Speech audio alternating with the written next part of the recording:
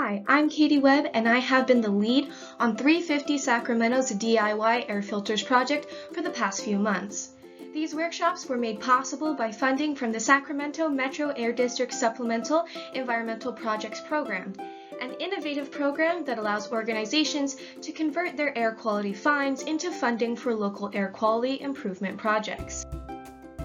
We hosted workshops at Community Resource Project, La Familia Maple Center, Green Tech, and Common Grounds Covenant Church, where participants built an air filter for themselves and often one for their neighbor as well.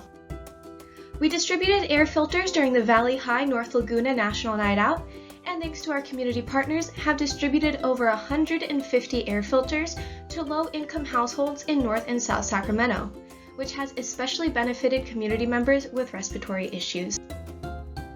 In addition to providing the filters, 350 Sacramento's workshops also included training and education on air quality, wildfires, and climate change that community members can now share with their friends and neighbors.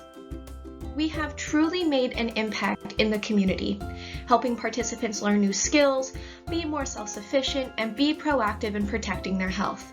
We've also increased community engagement on air quality topics and wildfires, as well as helped more people gain skills that will help them protect their health during wildfire season.